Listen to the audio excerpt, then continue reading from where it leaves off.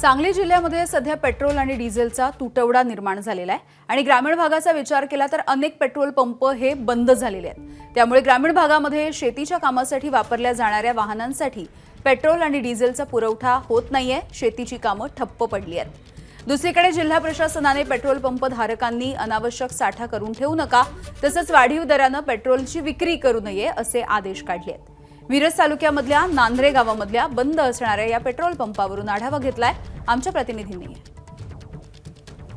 सांगली जिल्ह्यात देखील पेट्रोल डिझेलचा मोठ्या प्रमाणावर तुटवडा जाणवून येतोय, कारण सांगली जिल्ह्यातील ग्रामीण भागामधील अनेक पेट्रोल पंप हे सध्या बंद अवस्थेत आहेत, कारण पेट्रोल आणि डिझेलचा पुरवठाच या पेट्रोल पंपांना होत नाहीये आणि त्यामुळेच या ग्रामीण भागामधील खास करून पेट्रोल पंप बंद असल्यामुळं खास करून शेतीसाठी जी वाहनं वापरली जातात त्या वाहनांना मोठ्या अडचणींना सामोरं जावं शेतकऱ्यांना सामोरं जावं लागतं, कारण शहरामध्ये ज्या ठिकाणी पेट्रोल पंप सुरू आहेत त्या ठिकाणी ही वाहनं नेणं अडचणीचं असतं आणि त्यामुळंच या ठिकाणी ग्रामीण भागामधीलच पेट्रोल पंप बंद असल्यामुळं शेतकऱ्यांची खास करून मोठी अडचण होते आणि शहर भागातील म्हणजे शहरामधील देखील पेट्रोल पंप अनेक आहेत ज्या ठिकाणी पेट्रोल पुरवठा डिझेल पुरवठा न झाल्यामुळे ते देखील पंप बंद आहेत आणि त्यामुळंच सांगली जिल्ह्यामध्ये देखील मोठ्या प्रमाणावरती तुटवडा हा आता प्रकर्षानं जाणवू लागलेला आहे आणि त्यामुळं ग्रामीण भागामधील पेट्रोल पंप अनेक बंद अवस्थेत आहेतच। याशिवाय शहरी भागामधील देखील अनेक पेट्रोल पंप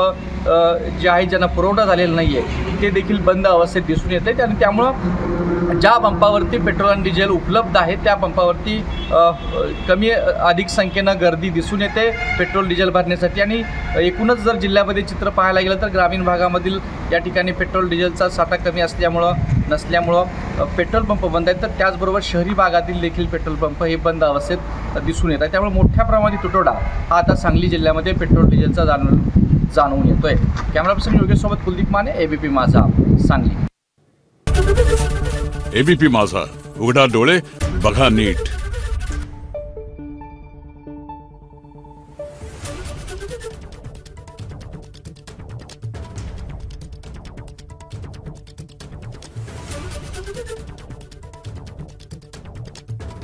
Thank you.